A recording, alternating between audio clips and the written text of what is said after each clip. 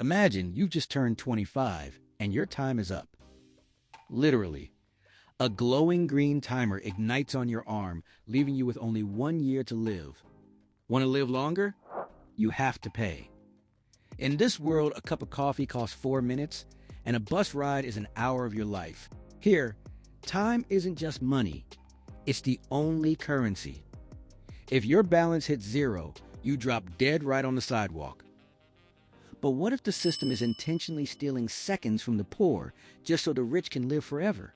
Unlike many dystopias where dictatorships rely on fences and machine guns, in Andrew Nichols' world, the prison is hardwired directly into human DNA. It's a brilliant yet terrifying concept. At 25, you stop aging, reaching your physical peak. But that's exactly when the timer ignites. You're handed a demo version of life, exactly 1 year. In this world, time is no longer an abstraction. It has become a tangible neon green thread on your wrists. Grab a coffee? Minus 4 minutes. Late for work? Minus an hour. This world grants no room for a breather. If an unpaid bill in our reality leads to debt, here, the price of a late payment is an instant heart attack right on the sidewalk.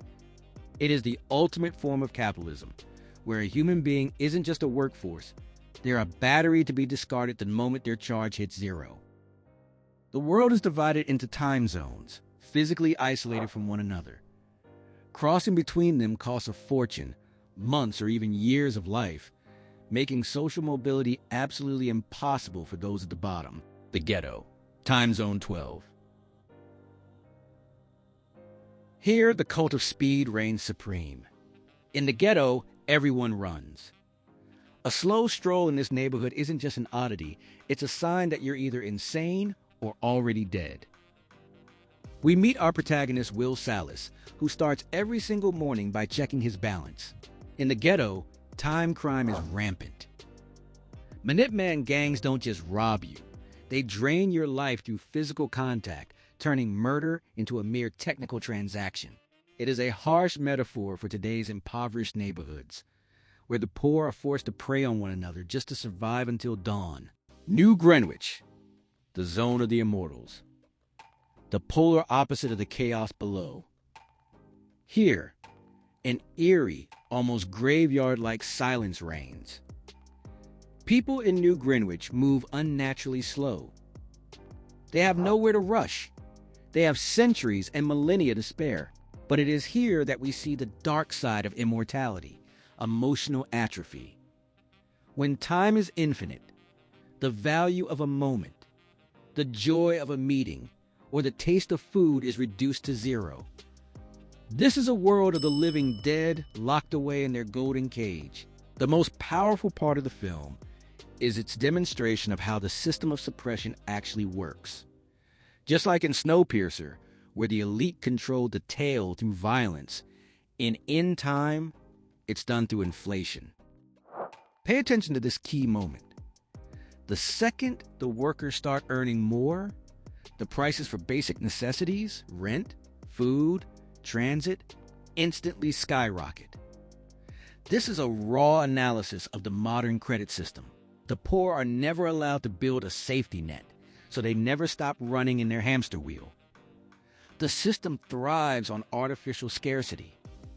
For one person in New Greenwich to be immortal, thousands in the ghetto must die.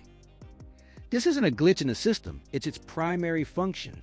Visually, the film masterfully emphasizes this divide. The ghetto is shot in dirty, dusty, yellowish-brown tones. It's always crowded, noisy, and suffocating. New Greenwich, by contrast, is defined by sterile cleanliness, cold marble, mirrors, and chilling blue hues. The normalization of death is particularly haunting. We see Will walk past a man lying in the street whose timer has hit zero, and not a single passerby even slows down. This is the ultimate stage of dehumanization. When the death of a neighbor becomes nothing more than background noise, like trash on the curb, it means the system has finally triumphed over humanity. One detail has always haunted me. There are almost no elderly faces in this film. Everyone, mothers, grandfathers, and grandchildren, looks exactly 25. It creates a unique sense of discomfort. You see a family where a mother looks like her son's twin sister. This emphasizes the unnatural, synthetic nature of this world. In the pursuit of biological perfection, humanity lost the very essence of life, the natural cycle of generations. Andrew Niccol holds a mirror up to us. If time became currency tomorrow, would we cherish it more, or would we simply turn into numbers on a screen? Will Salas is an accidental spark in this perfectly tuned machine of oppression. But before he takes action, we must feel the full horror of the situation. A world where you can't even hug your mother just because those 5 seconds might cost you your life. If in the first part we studied the system from the outside, in the second, we see how it destroys a person from within. The turning point for Will Salas isn't receiving a century of life from the world-weary Hamilton. It's the tragedy involving his mother. This scene is the emotional foundation of the entire film. When the bus fare suddenly spikes and she falls just a few seconds short of reaching her son, it isn't just a sentence for a character, it's a verdict on the entire world order. In that moment, Will realizes that in a world where time is a resource, justice simply does not exist by definition. You can be honest and hardworking, but if you don't have the digits on your arm, you're out of the game. His resentment becomes the engine of the plot. He doesn't just want to survive. He wants to topple this unjust pyramid where the rules of the game are changed mid-move. Will's entry into New Greenwich is a classic stranger in a strange land story. But it's here that he meets Sylvia. She is the daughter of a powerful tycoon with thousands of years on her clock, yet her eyes are hollow. Her character is crucial for our analysis. Sylvia shows us that immortality within this system is also a form of imprisonment. She lives under constant surveillance, trapped in a sterile world where taking risks or simply feeling the fullness of life is forbidden, because any accident could end her eternity. Their duo is more than just a romance. It's a union of two extremes. Will brings reality and drive into her life, while she provides him with access to the system's resources. When they begin seizing time from her own father's vaults, it turns into a daring confrontation, reminiscent of the stories of modern-day rebels. The protagonist's tactics are fascinating to break down. They aren't just hoarding time for themselves, they are redistributing it to the impoverished districts. But the system's reaction is instantaneous. The moment surplus time appears in the ghetto, prices skyrocket again. This is the film's crucial realization. Targeted aid within a broken structure simply doesn't work. Will and Sylvia conclude that you can't just hand out resources. You have to change the very concept of time accumulation. This raises a vital question. Is the chaos brought by their struggle justified? By destabilizing the banks, they are destroying the only order people know. But as in all powerful dystopias, the heroes choose the risk of change over the guaranteed slow decay under the weight of the system. We cannot overlook the character of Leon, the timekeeper. He isn't your typical antagonist. He is a staunch loyalist who truly believes in equilibrium. His job is to ensure that resources don't flow from one zone to another. His character highlights the ultimate irony of the system. Even those who defend it are often its hostages. Leon lives paycheck to paycheck, exactly like the people in the ghetto. The system forces those who have little to guard the surpluses of those who have everything. He isn't protecting wealth, he's protecting the status quo, even if it means his own countdown continues just like everyone else's. One of the most intense scenes in this part is the arm wrestling time struggle. It's a powerful visual metaphor.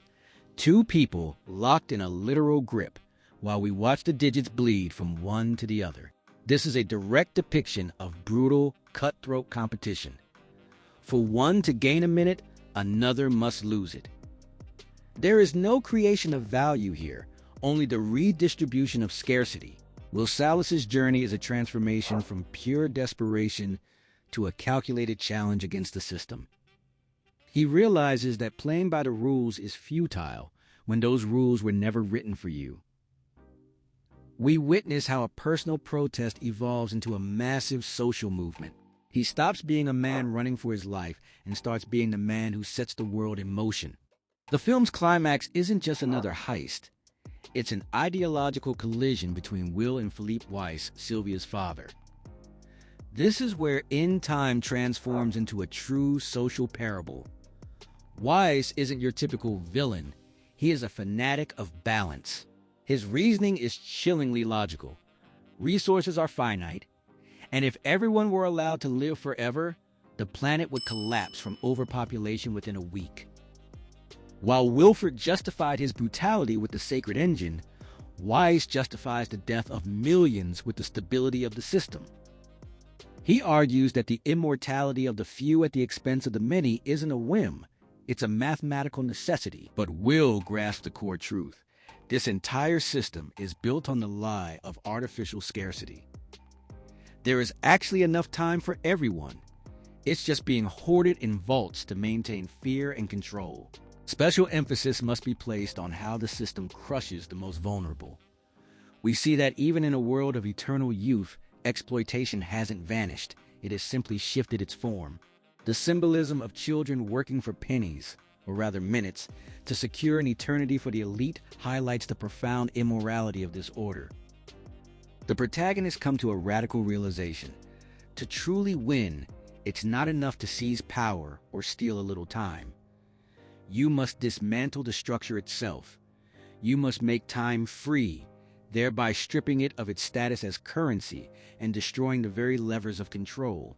The film's resolution is simultaneously optimistic and terrifyingly radical. When Will and Sylvia inject 1,000,000 years into the ghetto, they aren't just giving away time, they are triggering a total economic collapse. The fine-tuned mechanism of Greenwich is finally derailed. The sight of crowds simply walking away from their jobs and heading out of the ghetto toward the wealthy zones is the ultimate symbol of oppression's downfall. Yes, there is uncertainty ahead, and perhaps a painful adaptation for both society and nature. But this is more honest than a life lived in perpetual fear of the timer hitting zero. This finale tells us, life will always find a way once the artificial barriers are removed. In Time isn't just science fiction. It's a hyperbole of our own world. It's a story about how any system built on dehumanization and exploitation will sooner or later encounter its own Will Salas. The film forces us to ask, what are we spending our own minutes on every single day? Do we work to live, or are we living just to fuel someone else's immortality? So, what would you choose? A guaranteed but short life in safety? Or would you risk everything to topple the system and step into the unknown? Share your thoughts in the comments below. By the way, I've left the full title of the movie and where you can watch it in the pinned comment. Smash that like button if you value your time, and don't forget to subscribe so you never miss a new deep dive.